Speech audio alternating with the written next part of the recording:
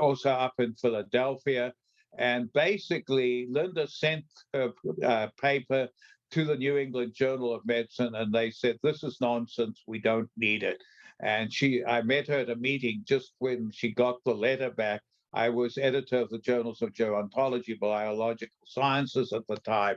And I said, Linda, I will take it, because if the New England Journal rejected it, we need really good papers for the Journals of Gerontology.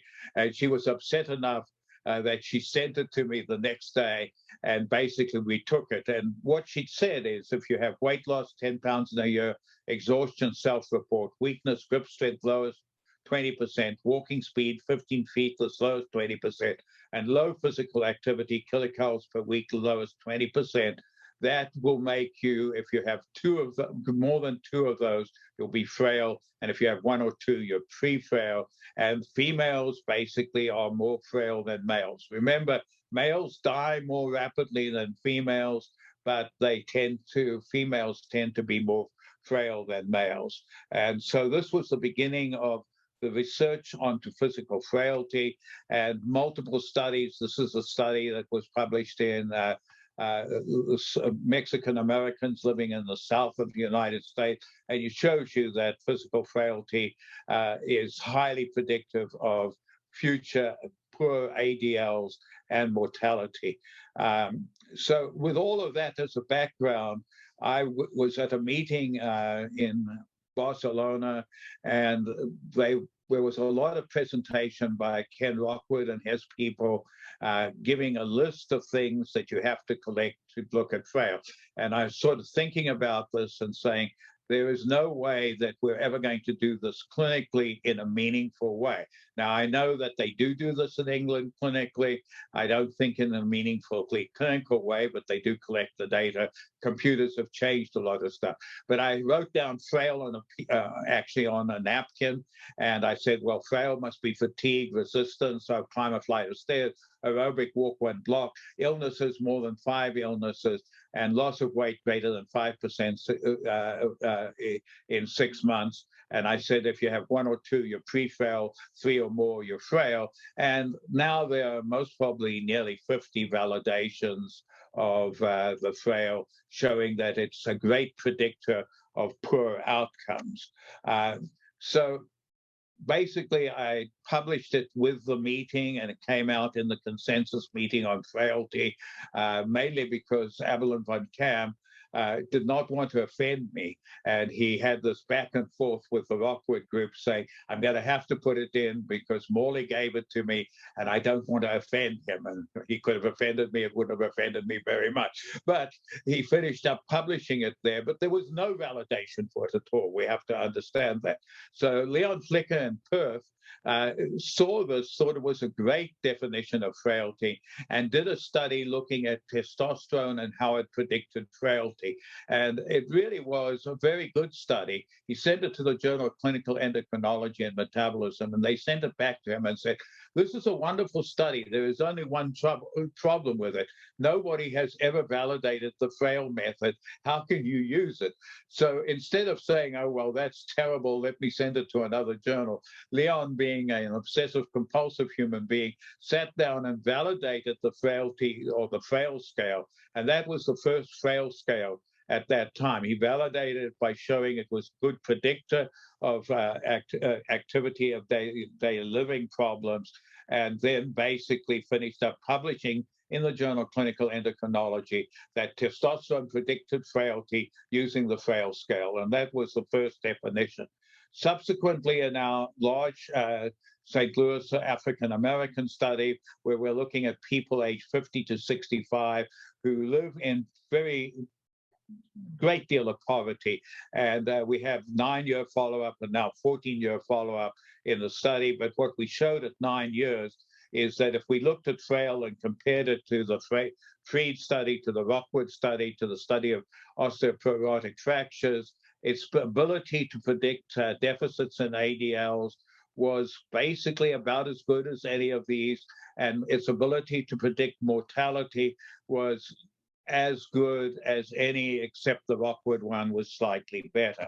I worked with Jean Wu in Hong Kong and convinced her to take her big database and look and see how predictable the FRAIL will be. And you see here that the FRAIL, both in males and females, was highly predictive of mortality and highly predictive of physical limitations, and did as well, if not better, than the other scales that are out there.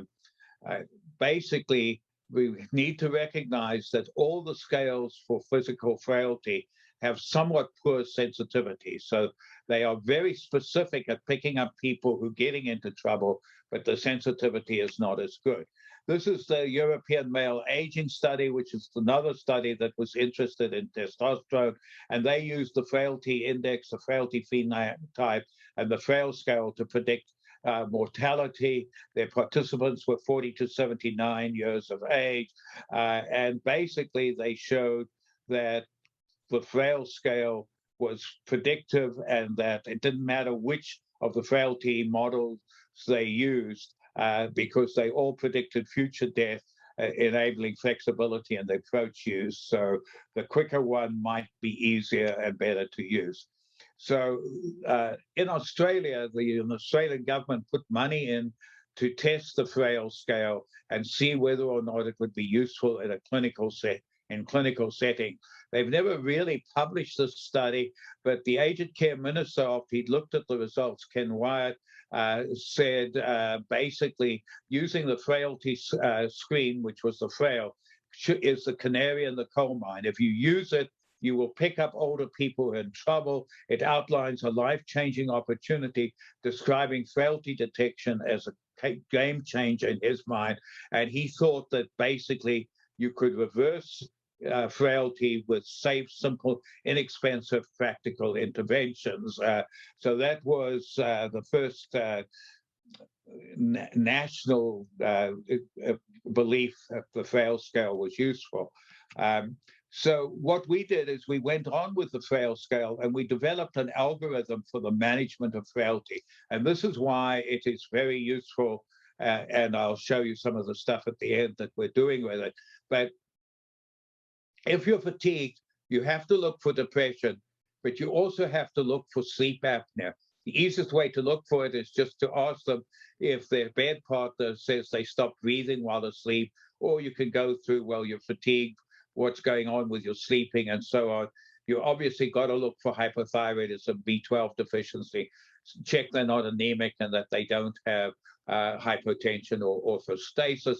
All of those can be fixed if you pick it up as fatigue. I need to point out that in our studies, we find 10 to 20% of people over the age of 65 have central sleep apnea, and it's a very common cause of fatigue and frailty.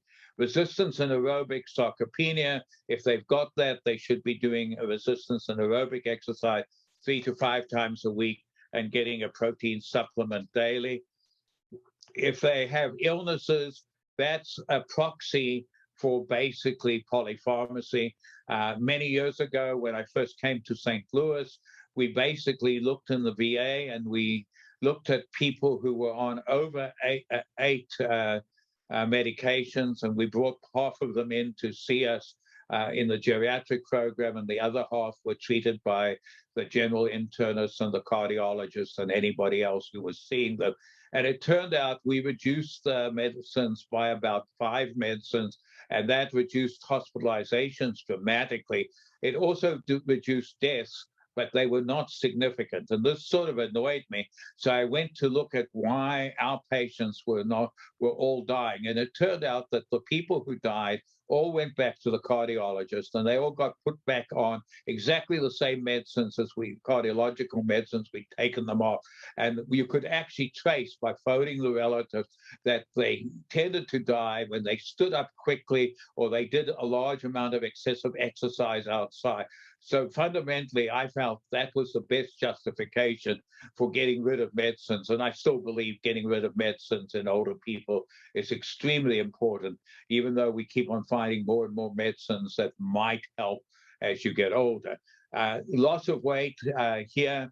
We've developed the Meals on Wheels mnemonic, which is medications, emotional depression, elder abuse or alcoholism, late life paranoia, swallowing problems, oral problems, nosocomial infections, especially H. pylori, wandering and other dementia-related problems, the endocrine problems, hypothyroidism, hypercalcemia, hyperglycemia, hyperadrenalism, enteral problems. Here we're thinking of celiac disease, eating problems where you have a tremor or something, you can't get the food to your mouth. Therapeutic diets, which should never exist in people over the age of 65, low salt, low sugar, and cholesterol diets cause more problems than they're worth. And then stones, cholecystitis.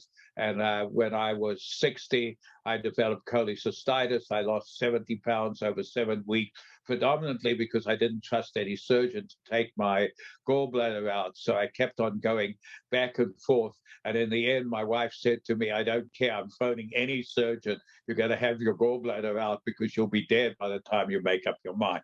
So all of these things are potentially treatable. I, by the way, put all the weight back on after I'd had my gallbladder taken out. So I went back to being an obese guy rather than a skinny guy.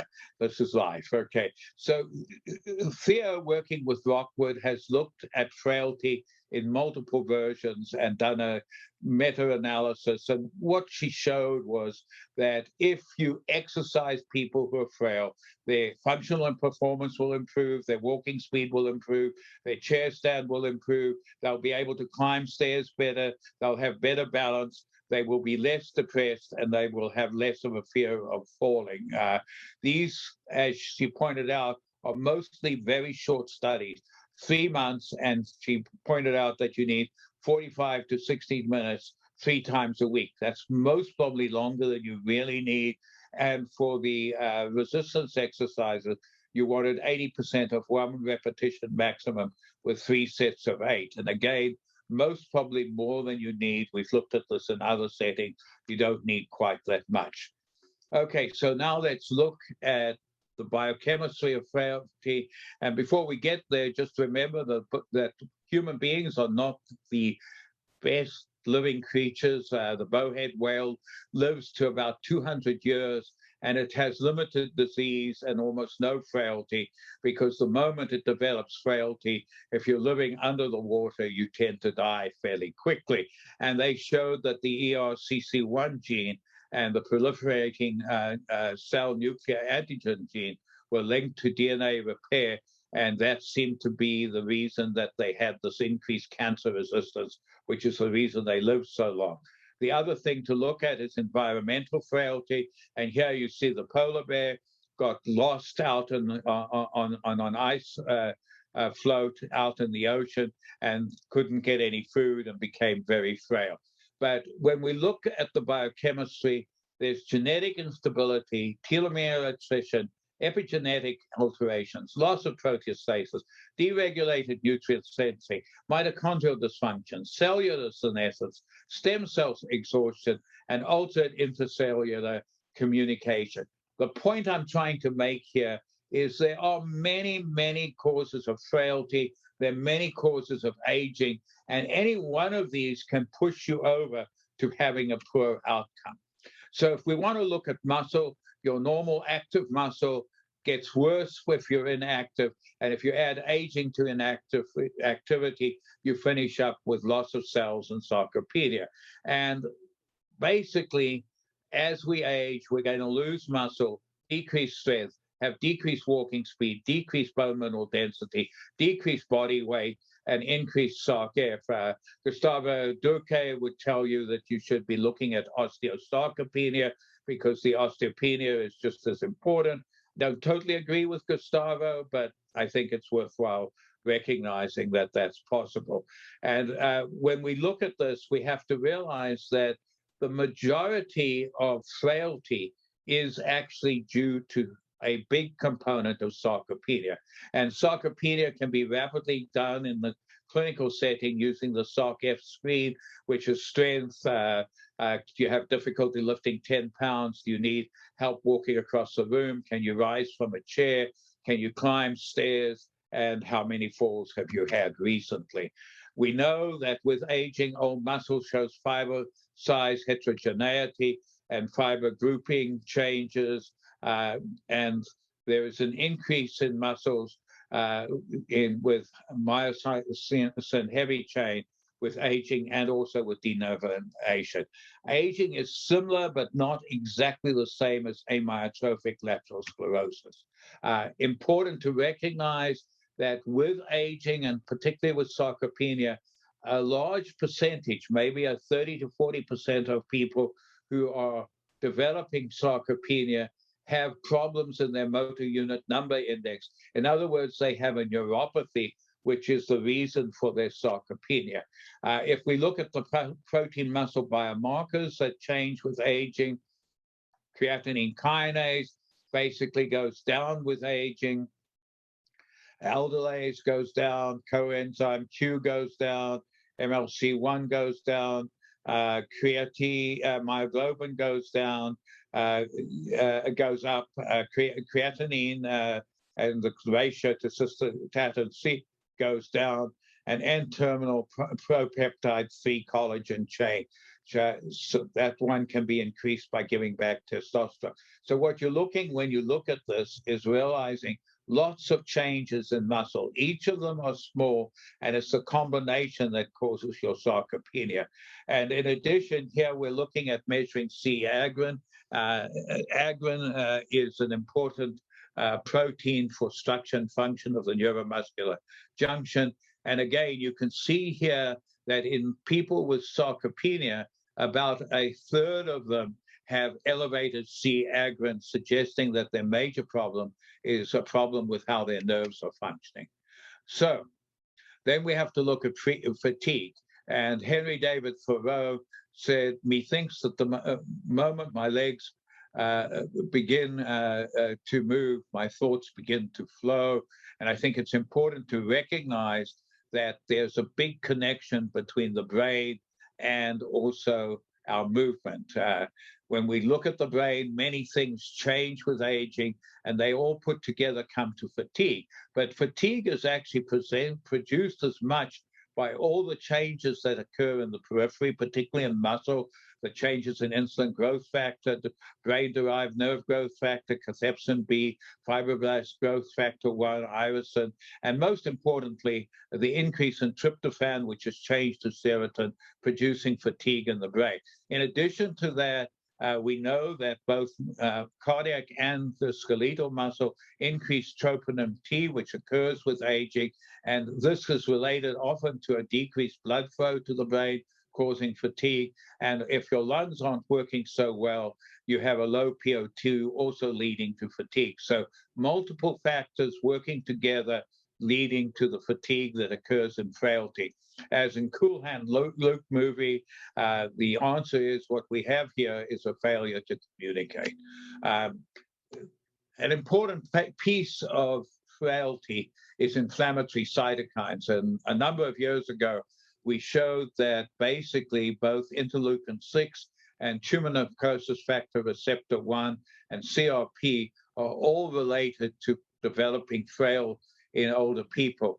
Much higher levels development with the tumor necrosis factor receptor 1. And it's better if you're measuring receptors than if you're measuring the cytokines themselves, because they just pop up and down all the time. Recently, with Andy Wynn joined our laboratory, and he has got a fetish about progranulin as being very important. And so we decided we would look at progranulin with frailty. And what we found in basically the FRAIL index, in the Freed index, and in the FRAIL, all three of them progranulin goes up and is an excellent marker for frailty. It turns out that it's an excellent marker for frailty because it's an excellent marker for inflammatory cytokines. So this is how that works. So then the next thing that can cause frailty are hormonal changes. We've done a number of studies with testosterone and frailty, but DHEA, particularly in women, is associated with frailty. The decline in IGF-1 is associated with muscle changes and frailty, and very low levels of vitamin D, 25-hydroxy vitamin D, are associated. You have to be careful. There is a large literature that says if your vitamin D is sort of almost anywhere, you need more vitamin D. That data is nonsense. We've recently measured bioavailable vitamin D with the National University of Singapore and Richmond Merchant, and we showed your values have to be low. If you use something like bioavailable testosterone or vitamin D, you're going to have to recognize that vitamin D is bound to things, and you only get very low levels in people who have dark skin. So if you happen to be very white, it's okay to use the measurements we use, but all the other measurements you have to correct for what the color and the hue of your skin is. There's a lot of studies suggesting that mesenchymal stem cells, circulating osteoprogenesis cells, lamin A, which is produced by them, are related to low levels in frailty, most probably associated with muscle and bone cell loss. So now we have to look at what else have we got to produce frailty. Well, the advanced glycation end products are excellent ways to produce frailty, and people with diabetes are more likely to be frail than people who aren't. The age substances bind to the receptor for age, which leads to Ross generation, inflammation, metabolic and structural defects. And you can see there that this all leads to a variety of the things that occur with aging. And in addition, age causes cross-linking of proteins, which alters their function. Here we're just showing you, this is starting to look right down at the genetic levels. And the only point I want you to take away from this, a beautiful study showing that large numbers of proteins and their messenger RNAs are related to frailty. I like to point this out always because if you look under the neuronal piece, they've got progranulin in there. And this came out about the same time as we were showing progranulin actually was related to frailty in humans. But obviously cytoskeleton and hormone problems, other substances, inflammation, mitochondrial and apoptosis and calcium homeostasis and fibrosis all can produce frailty. So frailty has many things that are causing it, and it's important for us to realize that. And then just to make life worse, we now know that we have miRNAs, and this exciting, the microRNAs, and these microRNAs play a role in the pathophysiology of frailty. MicroRNAs play a major role in the epigenetic control of aging and frailty, and they are also altered and regulate muscle and mitochondrial impairment in frailty. It's a multi-system biomarker of frailty. So again, many things cause frailty. So let's start trying to pull this all together. Physical frailty is an important medical syndrome. People are defined as physical frailty when they have a medical syndrome with multi-system causes and contributors that is characterized by diminished strength, endurance, and reduced physiological function that increases an individual's vulnerability for developing increased dependency and or death. And the recommendations from IAGG, and these are similar to the ones that Jorge and his colleagues put out recently as well, but this was the original set of recommendations from IAGG, were that physical frailty can potentially be prevented or treated with specific modalities such as exercise, protein-calorie malnutrition, vitamin D, and reduction of polypharmacy. So I think it's important to recognize this is a treatable condition. I couldn't resist putting this in. Perhaps the most modern ideal cause of frailty is fundamentally COVID. COVID has multiple problems that when you get really sick, you finish up being on a ventilator for a while. And when you come out, in the end, you're going to have had muscle wasting with cachexia and sarcopenia, and you're going to have falls. And basically, you're going to be anorectic and lose weight and all these other things that go together. And we have to recognize that, most importantly, a number of people are better within 3 months, but another subset are sick for 8 to 12 months afterwards. This is a little bit like when I was young and a resident, we used to see people with infectious mononucleosis who didn't get better. So it's a viral condition, and it leaves you with this long COVID. Can be diagnosed with any 3 symptoms of there, but myalgias, falls, joint pains would be 3 symptoms. And it's present in its full-blown extent at about 5%, but about 45% of people who have COVID actually, up to about 6 months to a year, still have some of these symptoms, and the loss of taste and smell are very common as we get older. So let's start bringing this even closer together now. Frailty is objectively defined and can be treated and can be simply screened for in the clinic by FRAIL, and because we came up with it like it. It's important to realize that there may be a need to look at social scales as well for psychosocial frailty, which is not always the same as physical frailty. Johanna Cross there, she came from Europe to the United States to show off what she can do as a gymnast at 87 years of age. So this is resilience in its absolute sense, not frailty. So somewhere between resilience, you get to frailty. This is the latest study, and I need to present this because frailty, physical frailty, often it coexists with depression and with cognitive frailty. And particularly if you have had atherosclerotic disease, you're liable to have worse cognition, worse executive function, depression, falls and balance disturbances, urge incontinence, functional decline and disability. I think best shown in the latest study, but this is cognitive frailty, and we have to recognize you need to screen people with physical frailty, also for depression and also for cognitive defects. So what do you do to fix people who've had things that are frail? If you look at them and if they have some problems in cognition, we've shown in Perry County, which is about 100 kilometers south of St. Louis, that if you do cognitive stimulation therapy, you will improve their mental status, you'll decrease their depression, you'll improve their quality of life, and you'll improve their exercise function. So basically, we need to put exercise together in most people with treatment for depression and some treatment for what might be some of the cognitive problems that they're having. It's just this frailty cascade, as we're wrapping up.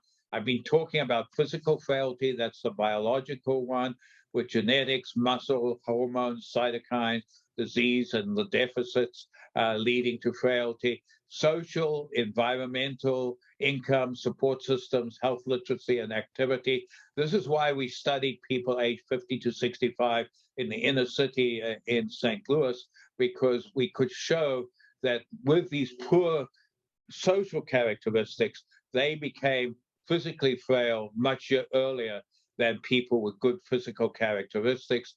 And then the psychological things that lead to frailty, depression, cognition, anxiety, fear of falling, fatigue, and health perception. If you're frail, you're going to go on to get functional deficits and IADLs and ADLs, hospitalization, nursing homes, and death. So together with Rishma Merchant at the National University of Singapore, we put together an iPad version to screen for frailty, sarcopenia, anorexia of aging, and cognitive problems, as well as a general feeling of where the person is. and she looked at over 2,000 people and published that study in PLOS. And we have been working on a computerized version called the Aging Successfully version, because we know that as we are getting older, frailty and these other problems occur rapidly. There are a limited number of geriatricians. They often have preventable geriatric syndromes. And we know that the government in the United States pays for an annual wellness visit. It's only done in 20%. So we've developed a computerized version for the annual wellness visit on the background of telehealth. So that takes out the fixed cost of doctors' office visits and takes away the need for the doctor's visit to do it. And the way to look at it is, if you want to look at the beginnings of motor vehicles, that was the Model T Ford. That's like our Epic that we deal with at the moment. Great for billing people and not very good for almost anything else. The digital health is making diagnosis and coming up with treatment, which is what we've done with our computer program. And then special products such as telehealth for cognitive stimulation therapy, exercise therapy. And these are the things that need to be done. The intervention needs to happen early, as soon as the person becomes frail. You shouldn't be waiting until the person is functionally impaired. And that's really, I think, the secret of frailty. It's the primary prevention of going on to disability. This is just showing you our rapid geriatric assessment with all the things that get measured on our computer program. And then it gives an answer to the healthcare professional. Your patient is frail, your patient's depressed, has hearing deficits. And it will also then give for each of these what therapeutic interventions should be used. So as we finish, I'd like to point out to you that when you start out as a baby, you're frail, you can't do much. As you get older, you do better and better. Somewhere around about 30, you peak out. And then after that, you sort of struggle a little bit around about 60, 65, then you slow down, and eventually you become frail. And if nothing is done about it, you develop disability before you die. Thank you all very much. Thank you, Dr. Morley. Thank you for a great presentation. I'm gonna turn on my cell phone. And now for the audience, you are able to ask questions by using your Q&A button in your Zoom toolbar. So you can see there closer to all your buttons, including the share screen and pause and others. So, and I have a few questions I'm gonna be asking Dr. Morley in a minute. So the second thing says, please complete your post presentation survey that is gonna come to you at the end of this presentation. So, okay, I have a few questions here. And the first two are somehow related, but and related to the issue of polypharmacy and frailty. From Caris Gast is, we have long-term care residents on 20 or more medications, many of them vitamins, supplements, nutraceuticals. How can we better advocate for eliminating some of this? And maybe, and I can follow up with the other one that is also related, is with regards to concerns of polypharmacy, can you comment on the potential impact of this use of sedatives in older patients with frailty? Okay, so I'll give you the example of the first person I saw at the VA. So this was many years ago, who came in, was referred, who had been in a cardiology clinic. He came in on 26 medicines. And I looked at him, and we'd chosen him because he had the most medicines of anyone at the VA. So basically, he came in and I said to him, how do you remember to take these every day? And he said, oh, I don't. I take them when I need them. So I thought, well, okay, I'll choose the ones he has to take every day, and we'll find out those, and we can get all of those that he takes when he needs them and tell him not to take them anymore. So I said, what about this one, digoxin? You take that every day, don't you? He said, No, Dr. Morley, I only take that when I really need it. I said, oh, and what do you use it for? He says, it gives me great diarrhea when I need my diarrhea, and that works very well. And so we went through all of them, and it turned out he wasn't taking any of them properly. He left on one medicine, and he basically had been very frail, almost disabled. And 6 months later, he came back. He was walking around telling me how functional he was, and he wasn't taking any medicine. So the first thing is to ask people, are they taking the medicine properly? Do they know what they're taking them for? And why were they given them? You know, because people forget, and people get put on a medicine for a week and they keep on taking it forever. The second thing is, there is almost no data to support the use of random vitamins to older people. Whether we're talking about vitamin D, you've got to be below 20 nanogram per mole if you're white, and below 10 nanogram per mole if you're not, don't have a white or very fair skin, to really need vitamin D. And then it works really well if you're really vitamin D deficient. The same thing's true with B12. You only need B12 if you're B12 deficient. You don't need it because it's good for you. You don't need 4 different kinds of vitamins, which on last Friday, I saw someone who was on 4 different vitamins. And I said to her, well, I can fix your polypharmacy easily because you don't need any of your vitamins. And she said, oh, you can't do that. I love my vitamins. They're my favorite things, you know. So let's accept that we've got to work through these things and recognize that you've got to look at what the person's symptoms are. Yes, it's ideal to have a blood pressure around about 120, but if every time you stand up when your blood pressure is 120, you drop it to 80 over something and you fall, this is not the right where you should be. And most probably for many older, somewhat frail people, they do much better running their blood pressure between 130 to 140. It's the highly healthy people who get into the trials who can be around about 120. So you've got to look at each medicine and decide whether or not the person really needs it. And it takes time. I mean, the patient I saw on last Friday took us 2 hours in an interdisciplinary clinic. We run an interdisciplinary clinic, and we spent 2 hours seeing the patient. She went home having halved her medicines from 13 to about 7. She was now in an exercise, or going to go into an exercise program. Basically, we were treating her anxiety, going to treat her anxiety with some psychological follow-up on and telehealth. So there are lots of things you can do. Do you need a sedative? Sometimes you need a sedative at night to help you sleep. In my experience, I like trazodone because it actually is a pretty good antidepressant. But if you don't want to use a really cheap drug, you can use mirtazapine or Remeron to help people sleep, because most people having sleeping problems are also somewhat depressed. And you need to look and work with it.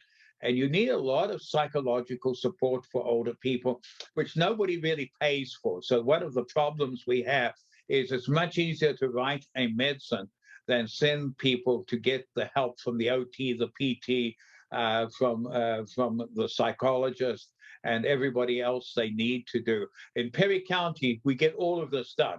Perry County is a very small little place, and the social worker there decided that the doctors were trying to kill off their patients. She never told me this, but this was my assumption. And she decided if she put together an interprofessional team, she could actually solve all the problems. Then she came to me and said, will you support me doing this? And so, yes, we've had some wonderful studies showing that you can do all of this if you get a very obnoxious social worker who tells everybody this is what they got to do, and the physicians are too scared not to listen to her. So it's really important that you have an interprofessional team, and she's actually very nice. So please, if you happen to meet her, don't tell her I said she was obnoxious. She'll kill me. Thank you. It's another question that I think relates to disability. So since disability can have different causes aside from physical performance decline, and taking into account Dr. Fried's publication, where with the diagram intersecting frailty, comorbidity, and disability, can frailty instruments be applied to people with ADA limitations? Yeah, so we use 4 instruments in primary care. We use the FRAIL, we use the SARC-F, we use basically the SNAP, which looks for people with appetite problems who may have weight loss and need those fixing. And then we use the rapid cognitive screen, which was developed from the St. Louis mental status exam, or SLUMS, and it should be used in the VA because it's free. And none of the others are free. Even if you use the marker, you're not supposed to use it anymore unless you've paid to go and get training from the Canadian. So ours is the only totally free mental status exam, and it belongs to the VA. So I made sure I did that because basically I knew Falstein very well, and he had told me that he would never charge anyone for the MMSE, the mini mental status exam.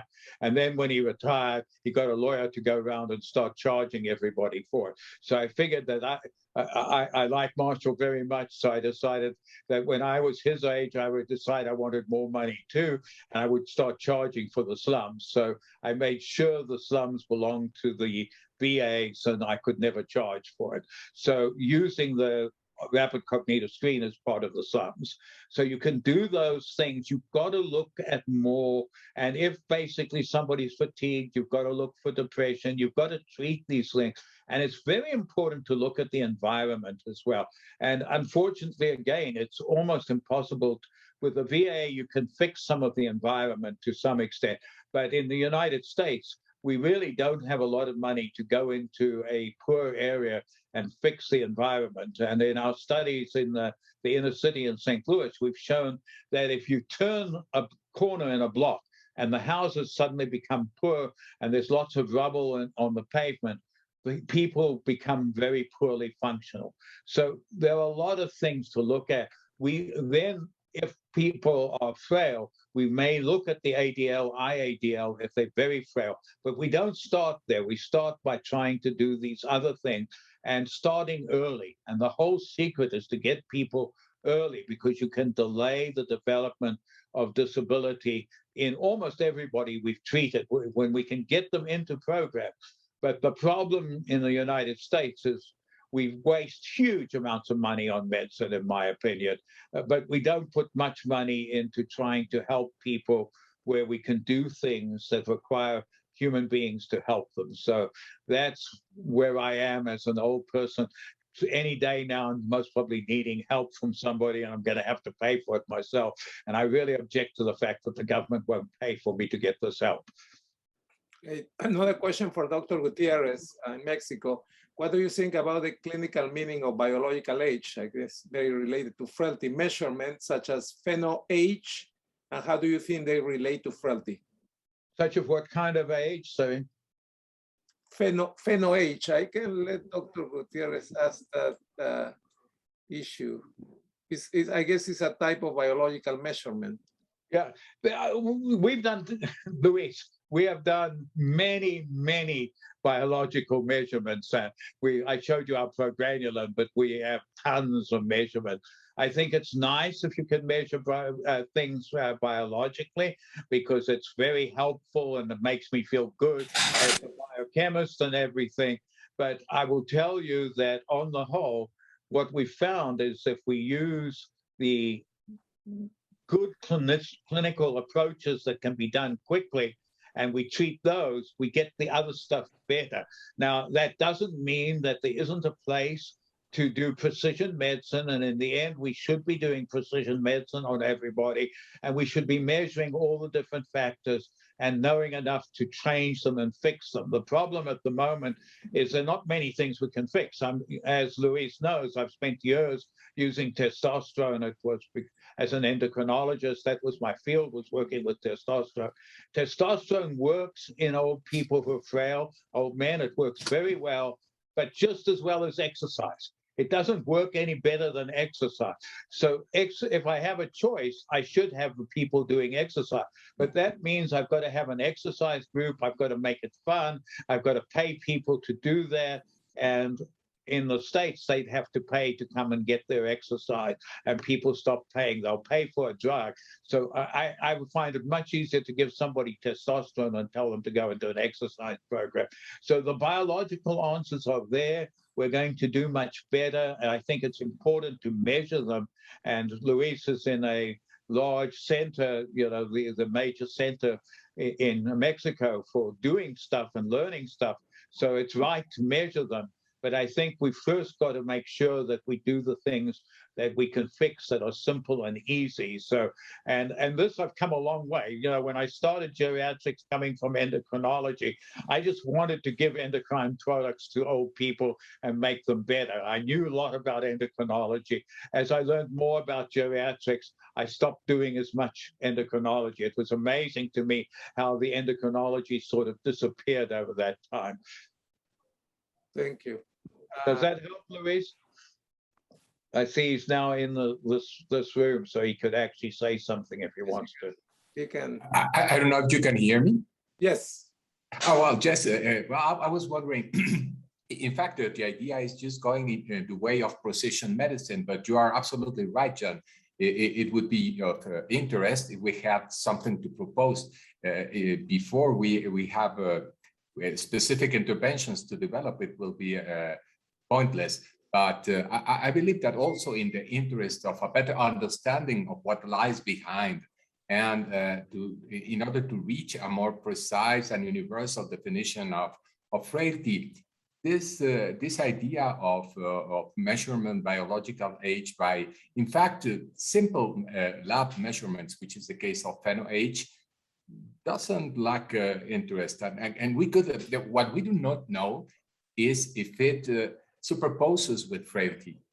Yeah, I'm not disagreeing with you, and I showed somewhere along all the biochemical stuff, and you know, I have two lives. My one life is a laboratory life where I do all of this stuff, and we do tons of measurements, and it's very exciting, and I love it.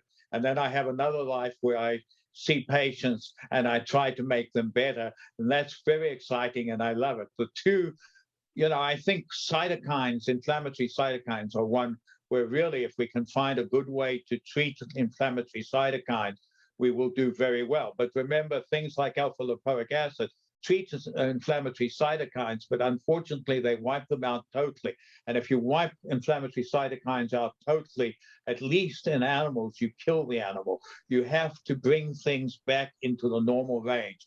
And it's very difficult to move stuff into the normal range. You know, for cognition, we've shown beta amyloid enhances cognition at low physiological doses. When you get up to the high doses, it causes Alzheimer's disease. But we've got people running around trying to give antibodies to get rid of the beta amyloid. And we showed 20 years ago that if you do that, at least in animals, the animals get a lot worse.